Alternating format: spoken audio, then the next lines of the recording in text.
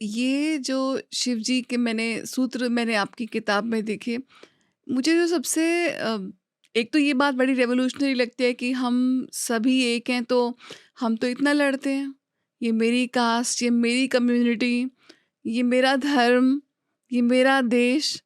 तो एक सूत्र से ही ये कि आप सभी का एक ही तत्व है, तो वो तो डिफरेंस सारे ध्वस्त हो जाते हैं, एक सूत्र से ही अगर आप समझे तो। तो ये तो बड़ा समाज के विरोधी ही लगता है।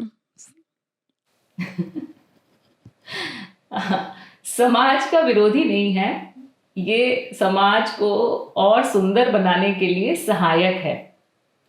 जैसे कि मैं आपको एग्जांपल देती हूँ, रिलेशनशिप प्रॉब्लम्स है ना।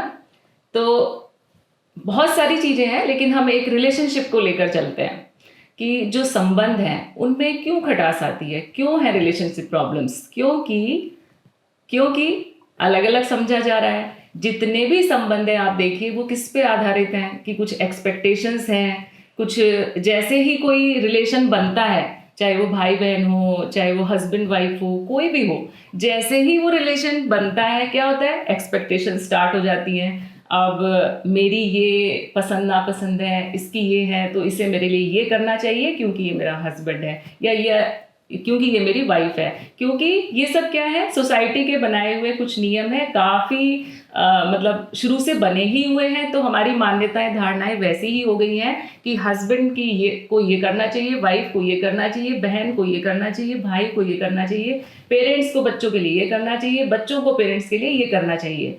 यानी कि अगर आप देखें तो सारा का सारा किस पे डिपेंड है, ये संबंध जो भी है लेन देन पर, है ना। अभी इसको अगर छोड़ दिया जाए और जो वास्तविक संबंध है, यानी कि इसका तत्व वही है जो मेरा तत्व है, तो क्या होगा, उसकी तो क्या होगा कि फिर उसको इस तरह से नहीं देखा जाएगा कि इसको मेरे लिए ये करना चाहिए। उसको एक स्वतंत्र जीव की तरह देखा जाएगा कि इसकी ये चॉइसेज हैं, इसको मुझे फ्रीडम देनी है, इसके जो भी ये इंस्ट्रूमेंट है, मैं इसको इंस्ट्रूमेंट बोलूँ अगर, मनो शरीर यंत्र, तो इसमें जो भी इच्छाएं हैं, जो इसका प्रारब्ध है, वो मुझे पूरा करने देना है। तो जैसे कि और इसको अगर मैं समझाऊं तो जैसे कि एक फूल और तितली का संबंध है ना। मैंने एक बार एक उसमें पढ़ा था, किसी एक कहानी टाइप से थी कि दो फूल रखे गए। एक राजा ने दो फूल रखे बाग में, तो एक असली था और एक नकली था, लेकिन वो बिल्कुल दिखता था एक जैसा। तो उसने बहुत सारे लोगों को बुलाया और कहा कि आप इसमें से पहचानिए कि असली फूल कौन सा है ना। और उसने उसमें वो जो है खुशबू वो भी डाल दी थी, तो बिल्कुल एक जैसे लग रहे थे, खुशबू भी एक जैसी थी। तो क्या हुआ कि कोई भी ह्यूमन में कोई भी इंसान उसको नहीं पहचान पाया, लेकिन एक जो लड़का था, कम ही उम्र का था, वो एक तितली को लाया, ऐसा कथा में है। और तितली को उसने जब छोड़ा तो वो जिस फूल पर बैठी, असली फूल पर ही बैठी वो, है ना। तो उसने पहचान लिया कि ये जो है रियल है।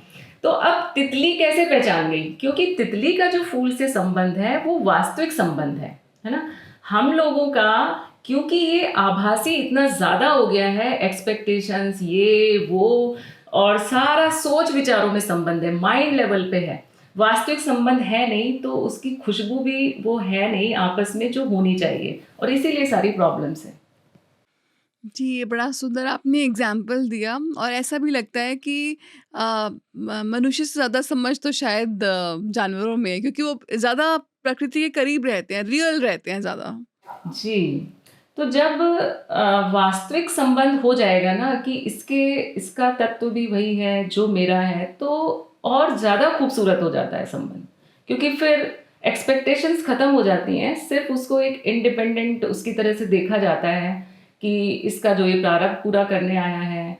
और वहाँ पे सब बाकी चीज़ें भी ख़त्म हो जाती हैं कि जैसे बच्चों के लिए होता है कि मेरी ये रिस्पॉन्सिबिलिटी है, मुझे ये करना चाहिए, वो करना चाहिए। हाँ, करना चाहिए, लेकिन उसमें फिर ये चिंता आ जाती है कुछ कि मुझे इसके लिए इसका इमोशनल भी होना चाहिए, फलाना भी होना चाहिए, ठीक है, बहुत सारी चीज़ें आ जाती हैं, आप जानते हैं एज ए पेरेंट, है ना।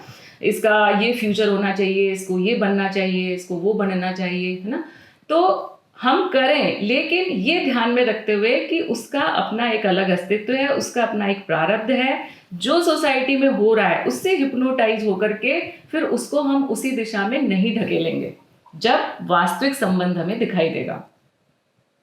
जी, रिंटू जी, तो ये तो मतलब देखा जाए तो बहुत ज़्यादा एक सूत्र से ही आप जो हमने इस सोसाइटी में इतने डिविजन्स क्रिएट किए हुए हैं, मैं बड़ा, तू छोटा, मैं सुंदर, तू असुंदर, तो सारे तो ध्वस्त हो जाते हैं क्योंकि ये तो सिर्फ दिखने वाले हैं, ऊपर-ऊपर से दिखने वाले हैं। भीतर का तत्व तो सबका एक ही है। बताइए, शिव जी ने एक ही सूत्र में मुझे उसको बोलते हैं ना मास्टर स्ट्रोक, ये लो पूरी बिल्डिंग जो हमने इतनी झूठों की बिल्डिंग क्रिएट करी है, वो एक स्ट्रोक में ही वो गिरा देते हैं। जी, तो मतलब कि hats off to the great master, master Shiva. Yes, Shiv तो आदि योगी हैं।